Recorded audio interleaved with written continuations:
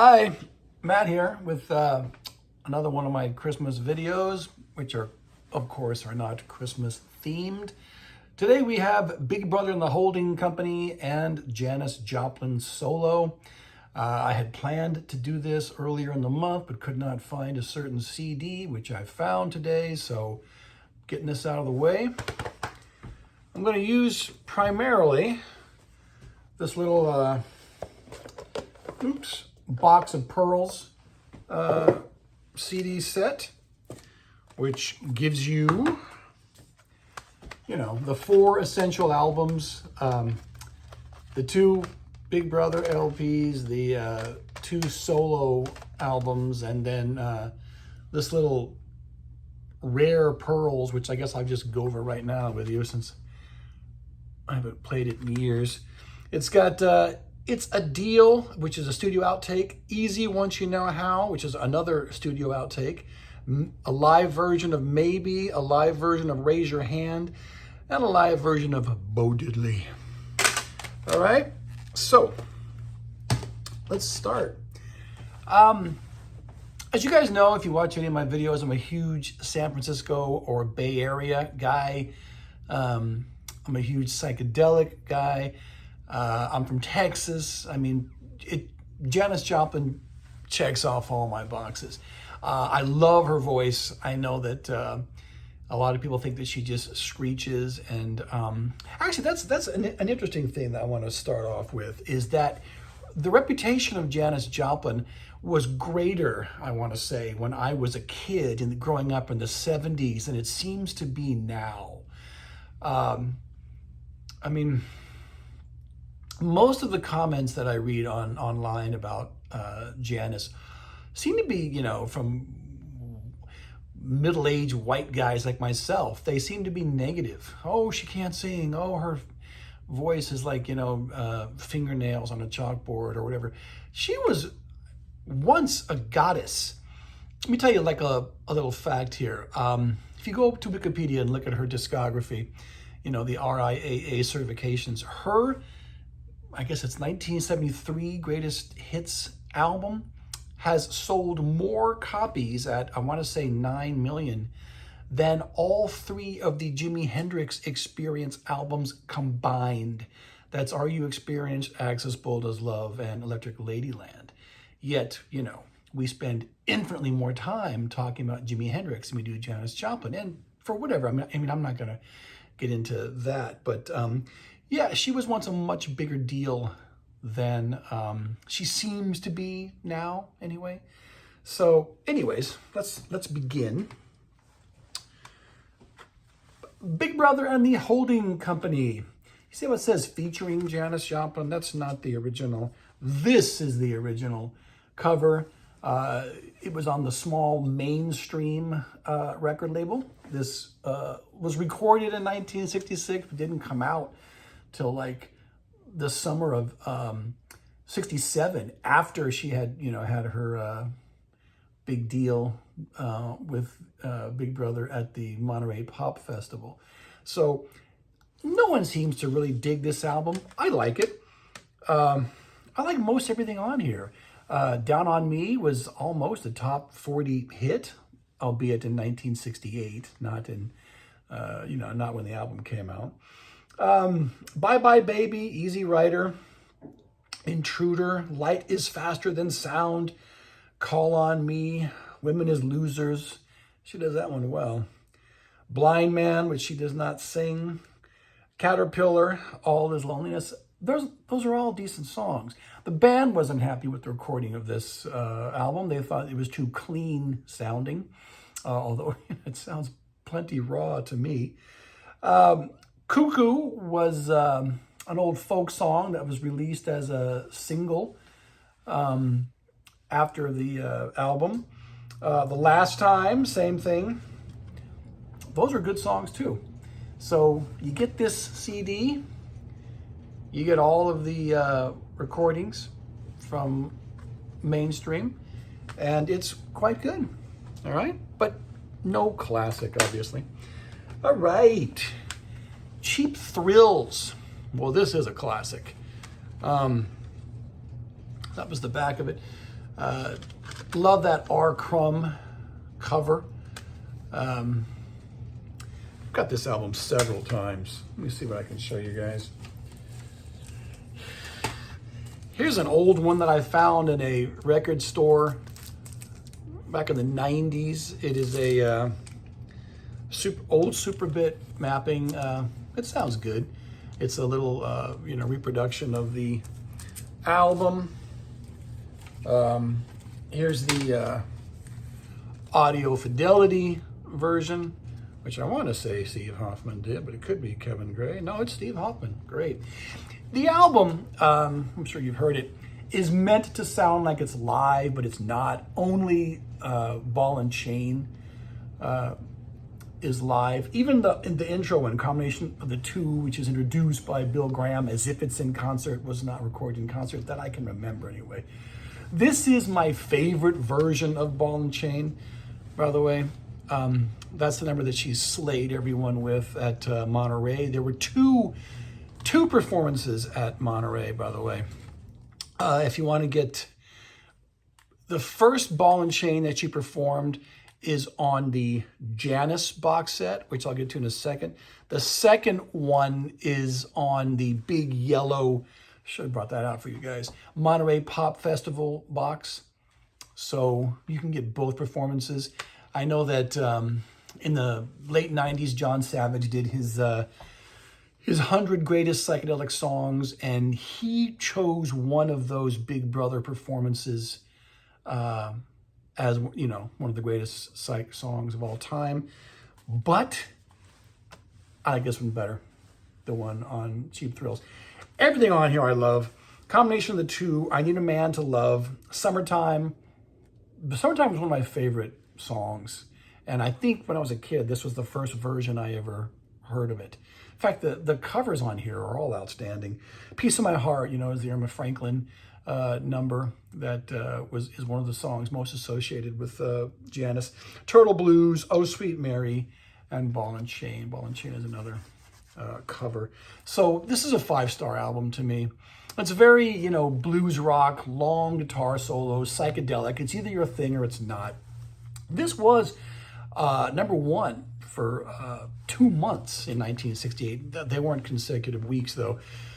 I think that by the end of the year, this had sold more than any other album or any other rock album or something like that. But she had already left the band by that point to, for greener pastures. You know what? I put these posters behind me. You got the usual glare there. This one is a 1967 poster of Janis and Big Brother at the Matrix, which is Marty Ballin's club where the Airplane played. And this one, there's another 1966 poster. I know you can't read it, or maybe you can zoom in, but let me read it for you so you can see it. Quicksilver Messenger Service, Big Brother and the Holding Company, a band called the Jaywalkers, which I can't seem to look up much about them. That's on July 1st. The second night, Great Society, remember with Grace Slick, Sock with Camel, and the Charlatans. Okay, that's on July 2nd. And the third night, Love, the Los Angeles band with Arthur Lee, and the Grateful Dead. And then a band called Group B. Yeah. Wow, what a lineup, a little 3-day festival. The Dead performance on this poster is available on the 30 Trips Around the Sun box. So anyways, and of course I've got Big Brother and the Holding Company represented on my Monterey Pop poster, which I showed you guys on some video, I don't remember. And Janis, of course, with the Cosmic Blues Band, performed at Woodstock, and that poster is in all my first videos. So anyways, back to what we're talking about here. So she leaves Big Brother and the Holding Company in late 1968 when they're like the biggest group going, and does her first solo album, which is I got them old cosmic blues again, mama. This is the original album cover, which did not have the title on it. Later, like subsequent copies had R. Crumb did the title in a cool looking font. Again, this album is kind of like the first Big Brother album in that it doesn't seem to have a lot of fans, but I like it. All these songs are good. They're almost all covers. Try Just a Little Bit Harder, Maybe, One Good Man, As Good as You've Been to This World, To Love Somebody, the Bee Gees number, Cosmic Blues, which was almost a top 40 hit. Great song. I think it made number 41, if memory serves. Little Girl Blue, which she does outstanding. Work Me, Lord. She put this, Sam Andrew, the guitar player for Big Brother, was in the group. There's horns and, there's a certain movement towards being like Aretha Franklin or, having an R&B or soul vibe to this, which was, not in keeping with her psychedelic roots, but she always loved soul music. And, she was a Texan. That music is definitely in the blues is definitely part of Texan culture musically. So I like it. It is the weaker of her two solo albums. Mike Bloomfield, another one of my heroes, plays on like half the tracks on here. And I think helped put together the band for her. They're both managed by Albert Grossman at the time. I like the record, but it's not going to convert you. But she only made 4 albums, folks, so you may as well just get them all. Okay.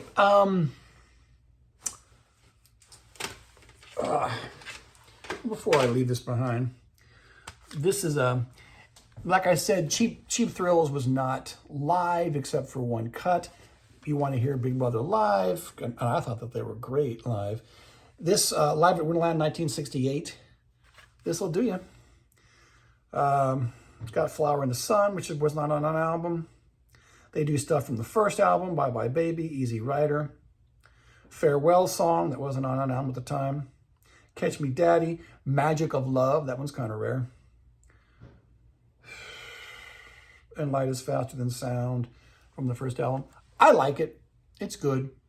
All right, so I'm going to recommend that. Okay. Now we come to Pearl, which was not, this is the old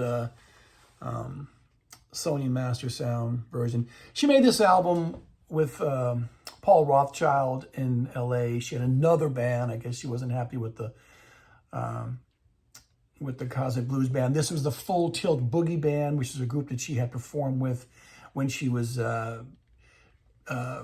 traveling in Canada by train. There's a cool movie called Festival Express that's a documentary, but you can check out a lot of footage from that tour on. She did that with the band and the Grateful Dead. And anyways, that was the band she used for this record. She died before it was released. It didn't come out till 1971. She died in 1970. This was an even bigger seller than Cheap Thrills.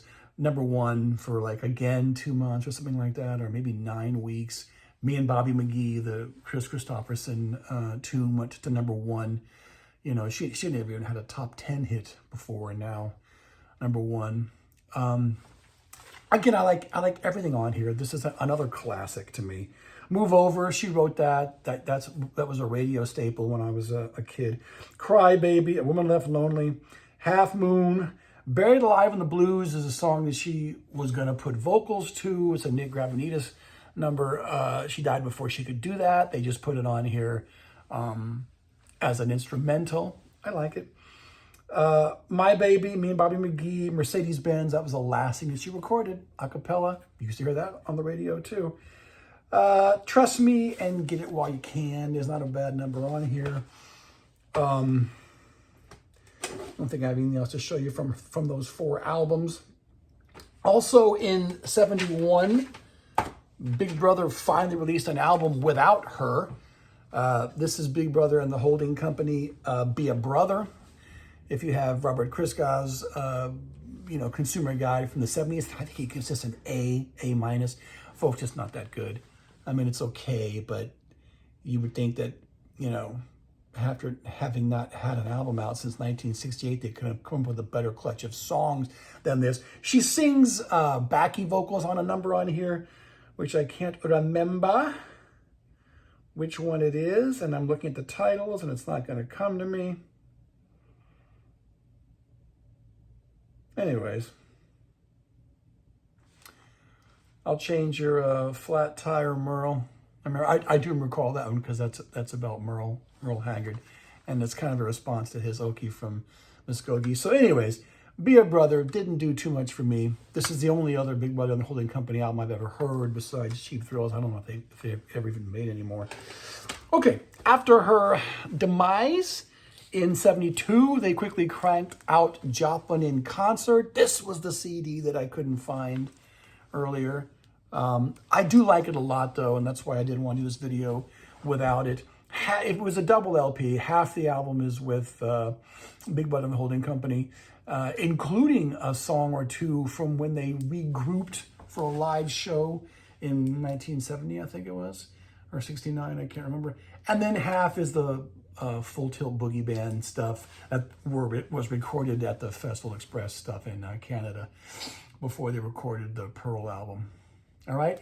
It contains what I think is the definitive version of Down on Me.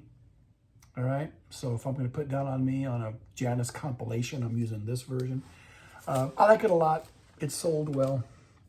After that, it was the greatest hits album in 73, and then lots of posthumous stuff, which I'm not going to get into, but I am going to show you this. This is a 1993 box set, 3 CD box set, simply called Janis. It is outstanding. If you want a single purchase and you don't want to get the box of pearls for some reason, get this. It's got pretty much every essential Janis song or, Big Brother and the Holding Company song that she sang on. It's got rarities. It's got that first version of Ball and Chain that she did at Monterey. It's got stuff that, she recorded with Big Brother, which wasn't on either of the 2 albums. It's great, And that about does it. Am I forgetting anything? I think I've covered her rather small career. So my wrap-up of Janis is not going to really say too much that I didn't say earlier when I opened up this video. I think that she doesn't get the love these days that she, I think, deserves. I love her voice. I think she could, that performance, that filmed performance of her singing Ball and Chain with Big Brother on the Monterey Pop film is exquisite. I mean, how many singers could put that much emotion into a song? It's interesting to consider Ball and Chain, which was a Big Mama Thornton number. I don't know when Janis actually heard that song for the first time, because Big Mama had not recorded that song when Big Brother started to do it. Janis would have had to have heard her sing that live somewhere and then gotten the lyrics from some, I don't know. But I want to say, unless I'm incorrect, that Big Mama Thornton did not record that song until after Janis was doing it with Big Brother and the Holding Company. So anyways, Matt Wilson signing off yet again with another video for an artist that I think needs to be better thought of these days. Adios.